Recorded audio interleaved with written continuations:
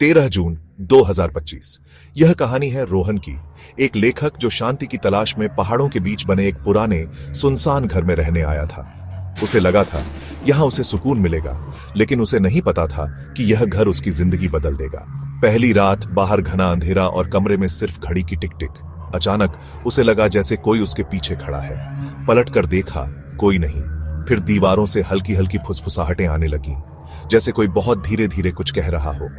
रोहन ने खुद को समझाया, शायद हवा की आवाज होगी या घर पुराना है, लेकिन डर बढ़ता गया। वह पूरे घर में घूम आया, सब खाली था, फिर भी आवाजें आती रही। रात गहराती गई। कभी उसे लगता कोई बिस्तर के नीचे है, कभी परछाइयां चलती दिखती। उसने कानों पर हाथ रख लिए, लेकिन फुसफुसाहटें अब उसके दिमाग में गूंज रही थीं। अगली सुबह रोशनी में डर कुछ कम हुआ, लेकिन दीवारों पर गीली मिट्टी के हाथों के निशान दिखे। ये निशान कल नहीं थे। उसने छूकर देखा, अभी भी गीले थे। पूरे घर में ऐसे ही निशान थे, कुछ तो छत के पास तक। अब उसे यकीन हो गया, यह सिर्फ उसका वहम नहीं है। शाम होते होते फुसफुसाहटें फिर लौट आईं, इस बार और साफ, जैसे कोई उसे बुला रहा हो, मदद मांग रहा हो। रोहन ने हिम्मत करके पूछा, कौन हो तुम?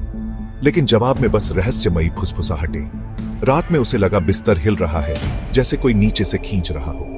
डर के मारे वह चीख पड़ा और कोने में जा खड़ा हुआ। अब उसे समझ आ गया था, यह घर उसे यहां रहने नहीं देगा। रोहन को यह सब कहानी जैसा लगा, लेकिन वर्मा जी की बातें उसके दिमाग में गूंजती रहीं। उसे नहीं पता था यह चेतावनी कितनी जल्दी सच होने वाली थी। सालों पहले वहां एक परिवार जलकर मरा था।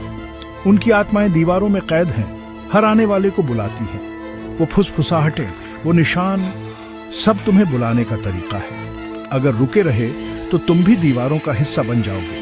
मेरी सलाह मानो, आज ही घर छोड़ दो। रोहन ने पूछा, घर जिंदा कैसे हो सकता है?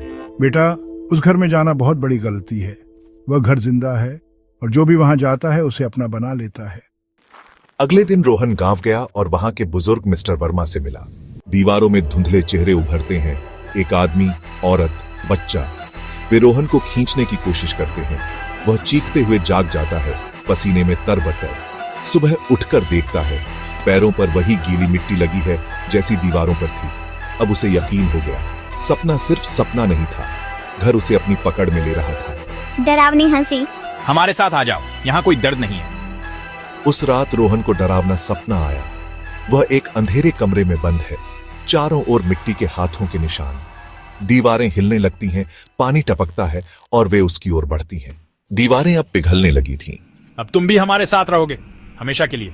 रोहन ने सामान पैक करना शुरू किया, बस एक ही ख्वाहिश, यहां से भाग जाना। तभी घर में अजीब खामोशी छा गई, घड़ी की टिक टिक भी बंद। अचानक सामने वाली दीवार में दरार पड़ने लगी। दरार से एक लाल आंख झांकी, फिर एक जला हुआ, मुरझाया हाथ बाहर आया। रोहन पीछे हटना चाहता था, लेकिन पैर जमीन से चिपक गए। मिस्टर वर्मा की चेतावनी याद आई, वह घर जिंदा है। हाथ उसके करीब आ गया। तभी कमरे में दर्द भरी चीख गूंजी और एक ठंडी आवाज आई। मिस्टर वर्मा सही थे, घर ने रोहन को अपना साथी बना लिया था। यह अंतहीन चक्र कभी खत्म नहीं होगा। अब रोहन की आत्मा भी दीवारों में कैद थी, वह भी फुसफुसाहटों का हिस्सा बन गया। दीवारें तरल होकर लहर की तरह रोहन की ओर बढ़ने लगी। हजारों ठंडे हाथ उसे अपनी ओर खींच रहे थे। वह दलदल में धंसता गया, पहले पैर, फिर कमर, फिर पूरा शरीर। दीवारें उसे निगल रही थीं। कुछ ही पलों में रोहन पूरी तरह दीवार के अंदर समा गया। कमरा फिर वैसा ही शांत हो गया, जैसे कुछ हुआ ही ना हो। हमेशा के लिए। अगली बार जब सुनसान जगह पर दीवारों से फुसफुसाहट सुनो तो भाग जाना। हो सकता है वो मैं हूं जो तुम्हें बुला रहा हूं। अब मैं बोल नहीं सकता, सिर्फ फुसफुसा सकता हूं। मेरी आवाज इन दीवारों में कैद है। मैं रोहन हूं या शायद अब नहीं। मैं हर उस शख्स को देख सकता हूं जो इस घर में आता है। उन्हें चेतावनी देना चाहता हूं, लेकिन मेरी फुसफुसाहटें उन्हें और डराती हैं। अब मैं अकेला नहीं हूं, वह परिवार मेरे साथ है। हम सब दीवारों में एक साथ हैं, किसी नए मेहमान का इंतजार करते हैं।